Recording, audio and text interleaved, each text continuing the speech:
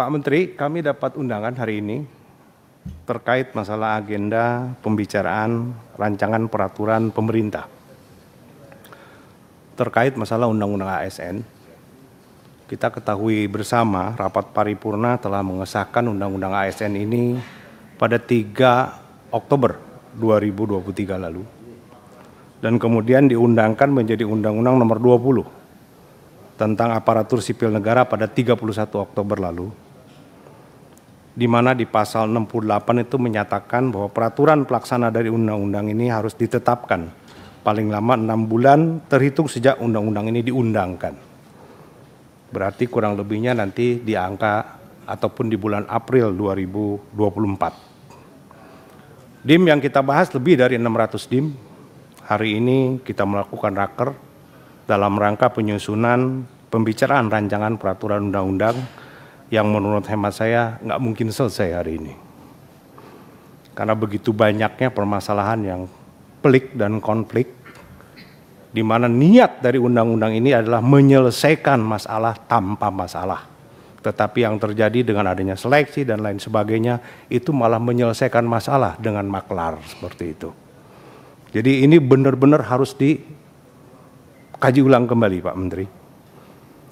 Dalam pembentukan aturan turunan Undang-Undang ASN ini, kami juga memberikan beberapa catatan, contoh seperti di slide 8, walaupun di sini Pak Menteri membuat timeline peraturan pelaksanaan undang-undang hingga target 31 April, harapan kami ini dapat direalisasikan sesuai rencana Pak Menteri. Namun kita juga perlu mengingat Pak Menteri, adanya partisipasi masyarakat atau dengan artian meaningful participation, sebagaimana yang diatur diamanatkan oleh Undang-Undang Pembentukan Peraturan Perundang-undangan Pak Menteri, yaitu di dalam pasal 4 dan pasal 96. Jadi kalau tadi kawan-kawan berbicara sosialisasi, sebetulnya di situ mengingatkan untuk mengakomodir partisipasi masyarakat, karena itu diatur oleh undang-undang Pak Menteri. Yang berikut mungkin, saya juga agak sedikit bingung juga kalau datanya memang berubah-berubah, di mana di sini ada instansi yang telah menyampaikan surat pernyataan SPTJM, kalau memang tidak berarti kan bertambah. Semua nanti akan berbicara tentang masalah anggaran. Kalau kita berbicara masalah anggaran berarti kita berbicara ke awal kembali sebelum undang-undang ini dibentuk begitu loh.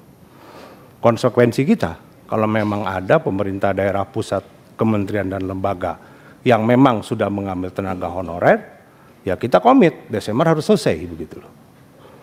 Demikian terkait pengaturan mengenai ruang lingkup tugas jabatan dan mekanisme bekerja P3K, di mana di sini disebutkan di pasal 6. Di sini perlu penjelasan mengenai perluasan konsep P3K itu sendiri dalam manajemen ASN.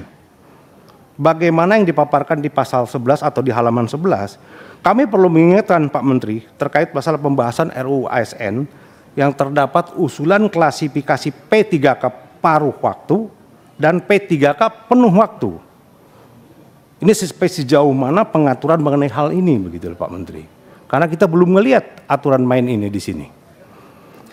Terkait penataan tenaga non ASN Pak Menteri, sebagaimana yang diatur dalam pasal 66 bahwa pegawai non ASN atau nama lainnya wajib diselesaikan penataannya paling lambat Desember 2024, dan sejak undang-undang ini mulai berlaku, instansi pemerintah dilarang mengangkat pegawai non ASN atau nama lainnya selain pegawai ASN.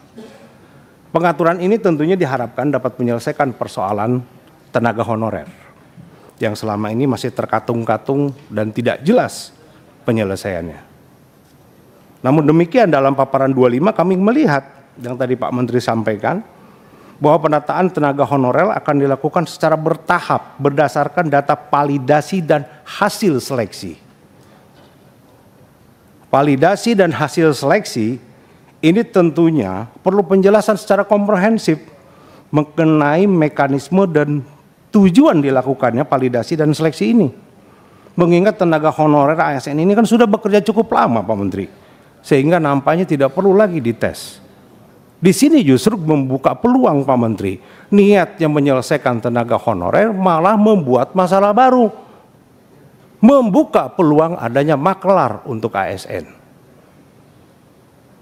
Kami di sini tentunya Pak Menteri perlu penjelasan secara komprehensif mengenai mekanisme dan tujuan dilakukannya validasi dan seleksi ini. Juga di sini perlu penjelasan Pak Menteri terkait masalah konsekuensi adanya proses validasi ini. Apakah ini bisa menggugurkan tenaga honorer ataukah tidak begitu loh. Ini kan mereka sudah mengabdi bertahun-tahun Pak Menteri. Kalau ternyata hasil validasinya tidak masuk, apa mereka gugur begitu loh. Nah ini saya pikir perlu penjelasan lebih komprehensif Pak Menteri. Kami berharap Pak Menteri tentunya memiliki integritas, memiliki hal yang baik, apalagi di sini Kementerian Reformasi dan Birokrasi. Tapi di satu sisi dengan adanya aturan ini jangan sampai membuka peluang adanya sesuatu yang dipermainkan. Seperti itu Pak Menteri. Demikian mungkin pimpinan. Terima kasih.